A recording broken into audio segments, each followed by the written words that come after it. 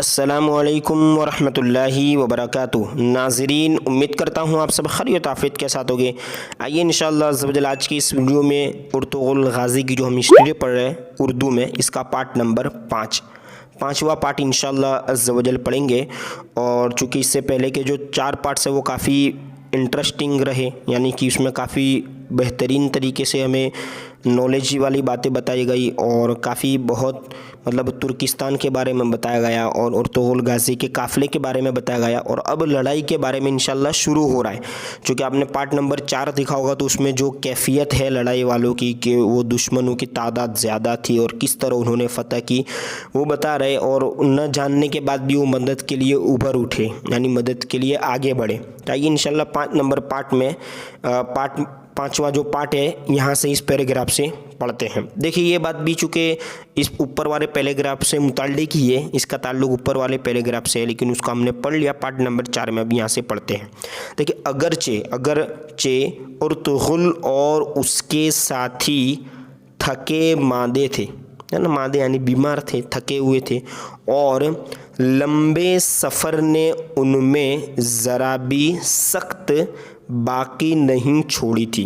अब इतना लंबा सफ़र करके आए थे, चूँकि मुग़लों ने उनको निकाल दिया था और वो घूम करके एक जगह पर आए थे, और जाहिर सी बात है कि चल कर और खाना वगैरह मिले ना मिले ऐसे हालात में तो कोई भी थक ही जाएगा। सख्त यानी ताकत, बहादुरी, सख्त बाकी यानी ताकत बाकी नहीं छोड़ी थी उनके जिस्म में ना। लेकिन दो जो फौज होती है, 2 फौजों को मैदान में लड़ते देखकर और कमज़ोर को ज़बरदस्त के काबू में पाकर अर्तुगरुल की रगों में शुजाअत यानी बहादुरी के खून ने जोश मारा, है ना, शुजाअत के खून ने यानी बहादुरी उभरी। उसका हाथ बेअख्तियार तलवार के कब्ज़े पर जा पहुंचा और वो पलट कर कहने लगा, यानी उसका जो लश्कर पीछे था, उसके जो काफ़िले वाले थे लोग, भाइयों, अगरचे हमें ये मालूम नहीं कि ये लोग कौन हैं, यानी उन्होंने देखा, आवाज़ सुनी तो आए, उनको मालूम नहीं था ये लोग कौन हैं, उनका मज़हब क्या है और ये किस नस्ल से है, लेकिन तुम देख रहे हो, देख रहे हो, यानी उन्होंने भी देखा होगा कि इनमें एक कमज़ोर है और दूसरा ताकतवर, यानी एक फ़ौज जो है कमज़ोर है और एक फ़ौज ताकतवर है।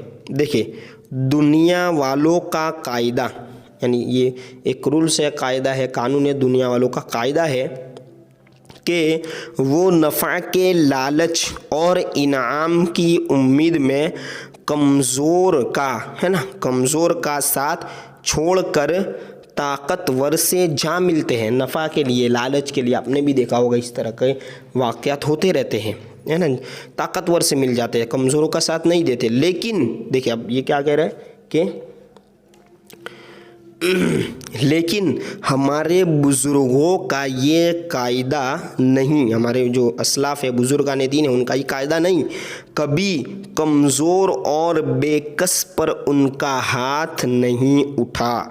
मर्दानगी और शुजाअत का कानून जो हमारी तुम्हारी रगों में रचा और बसा हुआ है, यही कहता है कि इस जंग में कमज़ोर को ताकतवर से बचाएं। देखो दुश्मन किस तरह समट कर बड़ा है ना, सफ़ों में करना फंक रही है। करना का माना होता है कि देखिए नीचे यहाँ पे भी लिखा हुआ है, वैसे सींग का बगल, यानी एक ऐसा माहौल हो जाता है ना कि सिर्फ तलवारें नज़र आती है और घोड़ों वगैरह की जो हिनहिनाने की आवाज़ें हैं, और लड़ाई का शोर कैसा होता है, वो फनक रही है। तरही का माना भी सींग ही होता है। तरही की आवाज़ से दिलों में शुजाअत के वलवले जाग उठते हैं, यानी एक हौसला आ जाता है कि कमज़ोरों पर, मतलब मजबूत और ताकतवर लोग कमज़ोरों पर इस तरह वार कर रहे, इन्हें मार रहे, तो एक इनका वलवला और इनका जो जोश है, जज्बा, वो उठ जाता है, जाग उठता है। आओ एक दफ़ा यानी एक बार बांगें उठाएं और दुश्मन पर है ना, मिलकर जा पड़े, यानी एक साथ मिलकर दुश्मन पर हम हमला कर दे। ये अर्तुगरुल ने तय किया अपनी जमात के साथ, अपनी फ़ौज के साथ। देख अब आगे क्या हुआ। इस काफिले में जो लोग लड़ने भिड़ने के काबिल थे सब घोड़े कुदा के अर्तुगरुल की पुश्त पर आ जमे, है ना। देखिए सब जो घोड़े हैं वो कहाँ जगे, सब घोड़े खुदा यानी बढ़ा करके, आगे बढ़ा करके अर्तुगरुल की पुश्त यानी अर्तुगरुल की जो पीठ है उस पर आ जमे, यानी पीछे एक लाइन में कतार में हो गए। कुछ लोगों को औरतों, बच्चों और बूढ़ों की हिफाजत के लिए वहीं छोड़ा। कुछ लोग हो गए जो लड़ाई के काबिल न थे, तो उनको क्या कहा कि आप औरतें और बच्चों की हिफाजत कीजिए। देखिए नेक्स्ट पेज पे भी इंशाअल्लाह अज़्ज़ व जल हम पढ़ लेते हैं। देखिए अब आगे, फिर एक साथ सब ने बागें उठाई, है ना, और अर्तुगरुल इन्हें यानी ये जो उनके साथ में जिनको उसने हौसला दिया, जिनको तैयार किया, जज्बा दिया, उनको क्या किया, इन्हें एक लंबा, है ना, चक्कर देकर ताकतवर फौज के पहलू पर बिजली की तरह जा गिरा। देखा, ये होता है वार ताकतवर का।